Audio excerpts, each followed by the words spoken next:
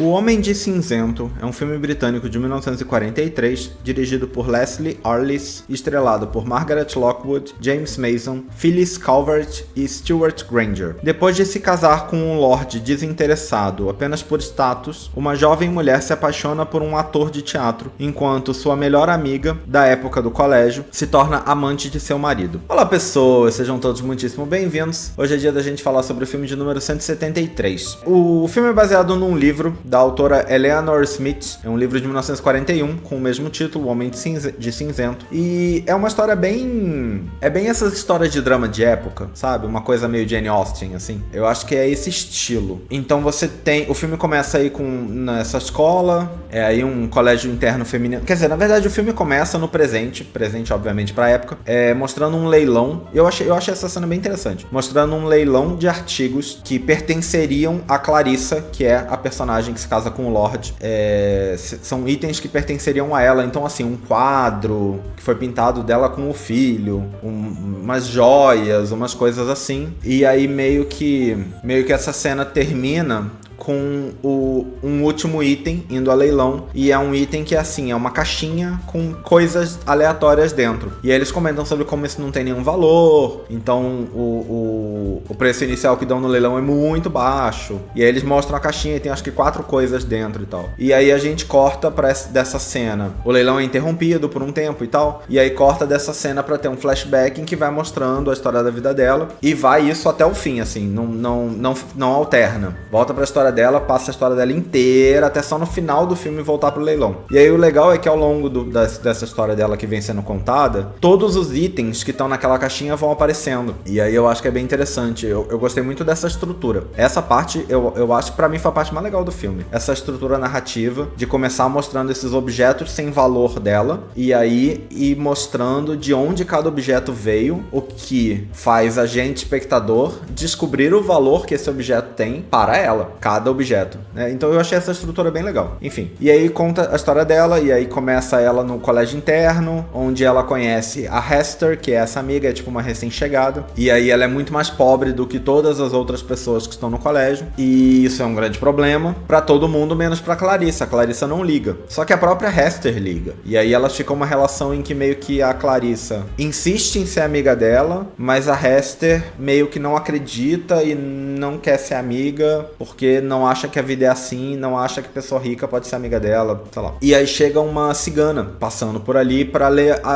lendo a mão das funcionárias, mas a Clarissa, que aparentemente é muito metida e anda por ali tudo, arrasta a Hester e quer ter sua mão lida também. E aí ela lê a mão da Clarissa e fala, você vai se casar com um homem, mas você não vai se apaixonar por ele. Você vai casar com um homem de cinza e tal, e você não vai se apaixonar por ele. Depois você vai se apaixonar por outro e tal. Mas não confia em mulheres. A mulher fala isso pra ela. E aí ela fala, agora lê a mão da Hester, e ela vai ler a mão da Hester, ela olha e ela fala, não, eu vou embora, tchau, acabou, não vou ler a sua não, vou embora. Claramente ela já leu, claramente tem um problema muito sério ali. E aí fica isso tipo, mas por quê? E bom, acontece, aí ela casa com o cara, sai do colégio, e elas meio que se separam, né? Vai tendo o casamento dela, da Clarissa com o Lorde. Ela, desde o começo, já não gosta dele. Não é uma coisa do tipo, se apaixonaram e aí depois que se casaram, ela viu que ele, na verdade, não era legal. Desde o começo, ela já não gosta dele. Ela casou porque era a coisa certa a se fazer. O filme não elabora muito, pra ser sincero. Eu não acho que o filme elabora muito no motivo dela ter se casado com esse cara. Não parece que foi pressão da família. Eu acho que a família dela nem aparece no filme. A sinopse diz que ela se casou com ele por status, mas não sei se isso fica muito claro também. Enfim, ela casou com ele, ela não gosta dele, mas ela casou com ele é muito rico, muito importante, e aí ela casa com ele. Passa um bom tempo dela vivendo com ele, e dessa relação ali estranha deles. Tudo que ele queria dela era um herdeiro. Eles têm esse filho. O filho nunca aparece no filme, porque o que eu acho que funciona até, porque a ideia realmente é que o filho vive com o pai, e a mãe não tem contato nenhum com o filho, porque o pai vive num castelo que ela odeia, então ela não quer ir pra esse castelo, ela prefere ficar numa outra mansão que eles têm, porque, de novo, muito ricos. E aí ela fica vivendo nessa mansão, enquanto o filho fica com o pai na outra. O pai visita e o pai vai e volta, mas o filho fica sempre lá, e o filho nunca aparece hora nenhuma no filme inteiro. Ele aparece num quadro, né? Tem um quadro pintado da mãe com o filho, mas o pintor pintou separado. Ele pintou primeiro o filho e depois pinta a mãe do lado, porque nem nessa cena o filho aparece. Enfim, vai tendo essas coisas até que um dia ela tá indo uma amiga do colégio colégio em comum fala que viu a Hester numa peça de teatro. E ela fala, eu preciso ir. Eu preciso ver, eu preciso encontrar com ela, é minha amiga. Preciso encontrar com ela. E ela vai correndo pra peça de teatro. No meio do caminho ela encontra um cara que meio que assalta a carruagem dela, mas era mentira. O cara é meio desses galã cafajeste, assim, dá um beijo nela e tal. E finge que assaltou, mas era tipo 2 pedaços de pau, assim, não eram armas e tudo mais. E aí ela vai ver a peça e ela descobre que o cara tá na peça. A peça é Otelo, Shakespeare, e a Hester tá fazendo a Desdemona e o cara tá lá de blackface fazendo Otelo. Não é nem o único blackface do filme, esse pelo menos tá dentro da história, né? Mas tem um menino que é empregado da Clarissa, ele primeiro trabalhava no colégio, depois é empregado da Clarissa, que é um menininho de blackface. Parece o filme inteiro. É um personagem até relativamente importante no filme. Enfim, e aí ela reencontra a Hester, ficam amigas de novo, muito entre aspas, porque a Hester é uma personagem sem sutileza nenhuma, assim. Eu acho que ela o filme inteiro parece uma pessoa ruim. E eu não sei nem dizer se ela parece uma pessoa ruim no geral ou só em relação a Clarissa. Ela não se enxerga amiga da Clarissa e não parece que ela quer ser amiga da Clarissa. E aí eu tenho um problema com o filme, que em nenhum momento parece fazer sentido a Clarissa insistir em ser amiga dela. Porque ela é só antipática, sabe? Em relação a Clarissa. Ela não tem... O filme quer me dizer que ela tá sendo falsa e que ela finge que é amiga, mas na verdade ela não é. Mas ela não finge que é amiga. Ela é antipática o tempo inteiro. E aí cria uma relação que eu não entendo. Eu não sei se foi uma falha de atuação da Margaret Lockwood, que é quem faz a Hester. É uma situação que eu não entendo, assim, porque realmente ela é antipática o tempo inteiro. A amizade delas duas não faz sentido, pô. Mesmo que seja uma amizade falsa, não parece nem uma amizade falsa. Só parece que a Clarissa tá insistindo em gostar dela, porque a Clarissa é legal com todo mundo. Enfim, a Clarissa acaba arrastando ela pra casa dela, pra ir morar com ela, porque, né, ela tá, tipo, num grupo de teatro viajante. Ela é pobre, né? E a Clarissa fala, não, vem ficar comigo, eu vou convencer meu marido a te contratar como professora do meu filho e tal. E aí ela tenta convencer o marido a contratá-la como professora do filho, o marido não aceita, porém o marido olha pra cara dela e fala, gostei de você. E aceita que ela fique lá morando na casa. Fala, não vou contratá-la não, mas se você quiser que ela fique aí, pode ficar, não tem problema não. Fica aí. Porque ele obviamente se interessou, ele já não gosta da esposa mesmo. E aí ela fica morando lá. Então a Hester fica morando junto com a Clarissa. E muito rápido, ela e o marido começam a ter um caso. A Hester e o Lord começam a ter um caso. A Clarissa obviamente não sabe, porque ela é extremamente tapada. Todo mundo deve saber, mas a Clarissa não sabe. O menino, sempre meio desconfiado da Hester.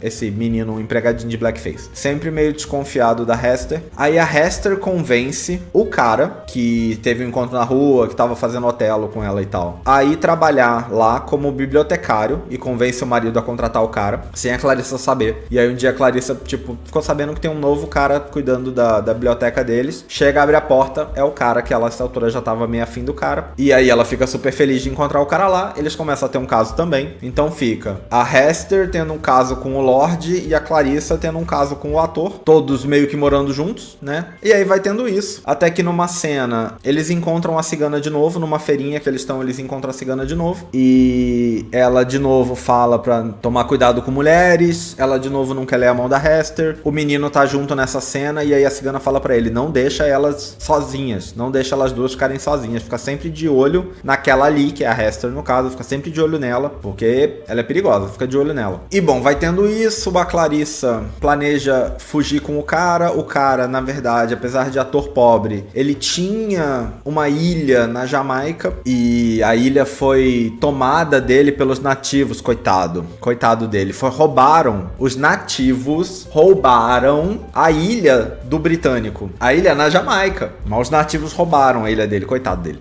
E aí ele quer voltar pra tentar recuperar a ilha e levar a Clarissa pra morar com ele. E ela quer ir junto, mas ele fala, não, eu vou chegar lá e vai ter um combate, vai ter uma guerra, vai ser um negócio complicado, uma mini guerra. Eu não posso levar você agora, eu vou primeiro fazer as coisas lá, depois eu venho te buscar. Mas ela fica desesperada, e aí ela não sai do quarto mais, ela começa a ficar doente. E aí numa dessa, em que ela tá de cama, a Hester manda a enfermeira dela embora, dá uns remédios pra Clarissa dormir e abre todas as janelas quando tá chovendo muito, desliga a lareira, apaga, né, a lareira, pra que ela pegue uma pneumonia ali e morra, que é o que acaba acontecendo. E aí tudo isso, ela quer que a Clarissa morra pra ela poder ficar com o Lord pra ela, porque aí se ele for viúvo, ele pode casar com ela. Ele não pode se divorciar, mas se ele for viúvo, ele pode casar com ela. Acontece, a mulher morre e tal, o cara a princípio, meio que vai casar com ela, mas aí o menino chega e o menino viu tudo. E porque ele viu tudo, ele conta pro Lorde, e aí o Lorde fica sabendo do que a outra fez, e o Lorde vai e desce a porrada nela, e eu acho que mata ela. O filme meio que não mostra, mas dá a entender que ele matou a Hester por vingança ali, por ela ter matado a mulher. Que ele nem gostava, na verdade, mas enfim.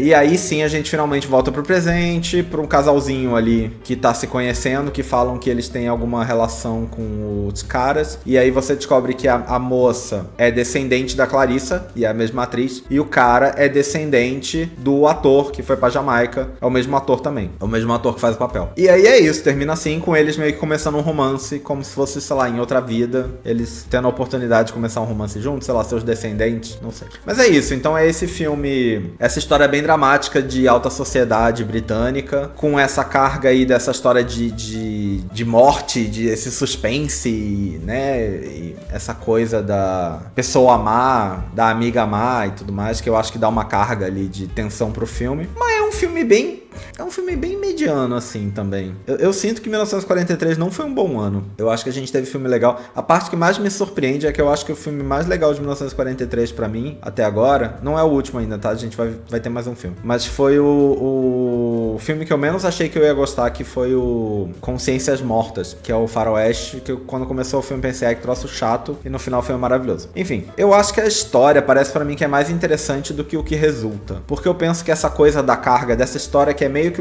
é um Jane Austen, só que com esse suspense, assassinato, sabe? É um Jane Austen com uma carga, um thriller no meio, sabe? É uma camada extra, assim, nessa história. Eu acho que a ideia é interessante, eu acho que a ideia é muito boa. Eu não acho que o filme ficou muito bom. De novo, é um desses que eu também não acho que é ruim. Eu só acho que é muito ok. Eu acho que ficou muito mediano. Enfim, temos informações aí que parece que a Margaret Lockwood, que faz a Hester, quando ela ficou sabendo sobre o filme, ela leu o livro. Eu acho muito engraçado essa ideia, né, das pessoas ficarem sabendo que vai ter o filme e lerem o livro. O que parece que a maioria das pessoas não fazia isso, algumas poucas fizeram. Enfim, ela leu e ela achou que ela seria ótima pro papel da Clarissa, e ela queria o papel da Clarissa, não gostou de receber o papel da Hester. Curiosamente, a pessoa que escreveu a biografia da Margaret Lockwood diz que a Phyllis Calvert, que é quem fez a Clarissa, na verdade queria fazer a Hester. Então, ambas as atrizes queriam os outros papéis e não gostaram de receber os papéis que receberam. Sinceramente, vendo o filme, elas obviamente estão caracterizadas ali. Eu não enxergo a troca. Eu realmente não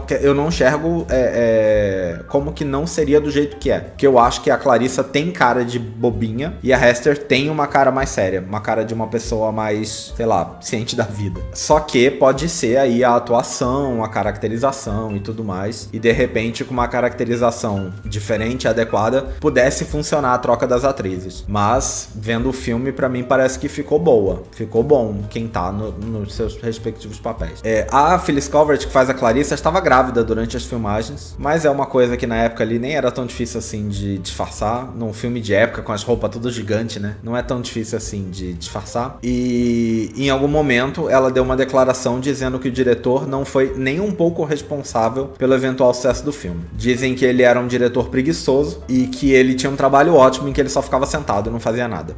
De acordo com ela também, uma vez o diretor se atrasou para dirigir uma cena entre ela e o Stewart Granger, que é o cara que faz o ator, né? E aí eles teriam uma cena e o diretor se atrasou, então eles mesmos se dirigiram e eles fizeram a cena sem o diretor. Então é nesse nível. O filme acabou sendo um imenso sucesso na Inglaterra. Os atores não eram famosos ainda, mas todos os quatro aparentemente ficaram muito famosos por causa do filme, porque o filme fez realmente um grande sucesso. Mas ele não foi popular nos Estados Unidos, o que, sei lá, né? Não sei se é muito relevante. Eu acho que é relevante pela lista, porque a lista é tão centrada nos Estados Unidos que eu acho que é um pouco relevante a ideia de ter esse filme na lista, mesmo ele não tendo feito sucesso nos Estados Unidos. Eu não sei se essa história aí de traição, porque é essencialmente uma história de traição, né? Foi muito bem vista pela censura americana e de repente isso atrapalhou a divulgação do filme, porque parece pra mim um filme que eu não sei se poderia ser feito nos Estados Unidos. É muito amante, muito amante no filme. E tratando isso como algo ok, porque eles tratam isso como algo ok. ok. Eles já não gostam um do outro mesmo, né? O Lorde e a Clarissa. Então, eles não ligam dos outros terem amantes. Tem uma hora que o Lorde se incomoda com o cara, mas ele fala, você pode ter o amante que você quiser, mas esse cara não, sabe? E aí é uma coisa, tipo, ele realmente não liga dela ter amantes. Ele só não gosta desse cara. E eu acho que isso talvez fosse um problema bem grande pra censura americana, o que talvez acabasse sendo um problema pro povo também, porque, né, a censura acaba ditando um pouco o que o grande público assiste e se interessa e, por tabela, né, acaba entendendo como uma boa história. Eu acho que influencia. Então pode ser um pouco por isso. Mas eu acho a história interessante. É um desses filmes, por exemplo, que eu contando aqui a história, eu gosto mais do que quando eu assisti, sabe? Quando eu vi o filme eu achei ruim, mas agora que eu tô contando o que acontece no filme, o que acontece parece bom. Então eu acho que o filme falha na execução. Realmente, se o diretor foi essa coisa terrível que eles falam, eu entendo por que o filme é ruim, sabe? Eu acho que faz sentido. Se o diretor é ruim, não adianta a história ser boa, né? O filme vai ficar ruim. Então eu acho que é isso. Eu acho que tinha potencial e eu acho que dá pra você assistir e gostar, porque a história é interessante, mas eu acho que o resultado é bem ruinzinho, assim. Eu não gosto. Eu não gostei do resultado, assim. Eu acho que foi bem fraco. Mas vamos dar uma olhada no que o livro fala. Olha que curioso, eu nem terminei de ler aqui, mas o livro fala assim. O cinema inglês talvez seja mais famoso por seus dramas realistas, porém uma importante segunda tradição sua é a do melodrama de costumes, do qual O Homem de Cinzento é provavelmente o melhor exemplo. E aí ele diz a seguinte frase: a trama é bastante esquecível, envolvendo duas jovens cujas vidas se cruzam de forma interessante. Ótimo jeito de você recomendar um filme, né? Dizendo que a trama é bastante esquecível. E isso que eu tô aqui falando, que eu acho que a trama é a parte boa, né? E aí diz que ela se casa com o Rohan, que a trata com coroa indiferença, porém sua amiga Hester apresenta a outro patife. E bom, não é ela que apresenta. A Clarissa conhece o cara primeiro, mas realmente o ator e a Hester estão trabalhando juntos. É Rokeby o nome dele, eu tinha esquecido o nome dele. É Rokeby. Realmente ele e a Hester estão trabalhando no teatro juntos, então eles se conhecem. Mas a Clarissa conhece ele antes, não é a Hester que apresenta. Mas aí diz, tudo termina mal, com Clarissa morrendo tragicamente, o Marquês enlouquecido espancando Hester até a morte. É realmente como termina a história. E aí diz, no entanto, a trama, retirada do romance, blá blá blá, não era o centro das atenções do diretor. E aí também não diz. Diz que ele não era o centro das atenções, mas não diz o que era o centro das atenções. Fala que as atrizes estão bem, fala que o ator tá bem, o Lorde tá bem. A verdadeira estrela do filme, no entanto, é a produção de arte. A Inglaterra da Regência é ressuscitada com fidelidade, com sua elaborada decoração de interiores e mobília europeia, além das roupas elegantes e ricas em detalhes, tanto dos atores quanto das atrizes. Olha, entendo que pessoas com mais interesse aí em, sei lá, moda e roupa de época e coisas assim, podem achar isso interessante. Pra mim, isso não faz um filme. Pra mim, as roupas que eles estão usando ali são completamente irrelevantes.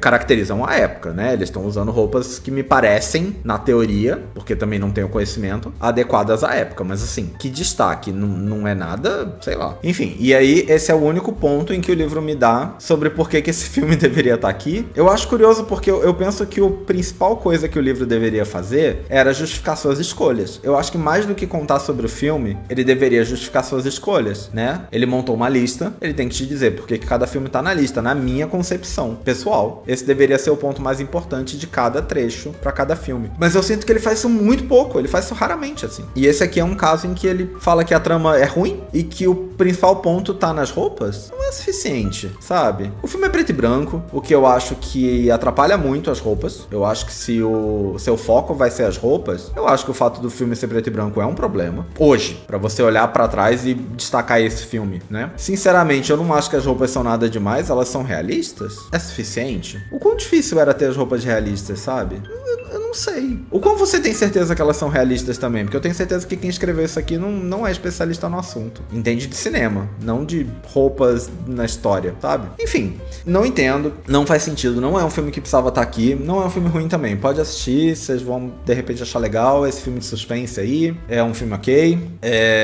Não acho também que é um filme de suspense no sentido de o que será que vai acontecer, porque desde o começo do filme, quando você conhece a Hester, você sabe a treta e que vai dar merda. Desde o começo você sabe. A cena do negócio de ler a mão e tal já deixa muito claro pra onde essa história vai. Então é óbvio que é isso que vai acontecer, é óbvio que vai ter mortes e tudo mais. Eu não acho que é um filme que trabalha esse suspense de expectativa, sabe? Não é nenhum filme do Hitchcock também pra ser um filme de suspense. Não é um filme de suspense, é um filme de drama. É um drama de época. Não é um filme de suspense. Mesmo tendo aí esse desfecho. Mas enfim, sei lá, é um filme ok. Eu acho que é um filme ok, é um filme bonzinho. razoável, sei lá. É isso, eu não vou ficar repetindo adjetivos iguais. Vocês viram esse? Esse é um filme que eu não conhecia. Podia ter continuado sem conhecer, mas enfim, tamo aí, né? Tamo aí pra encarar os filmes que vem.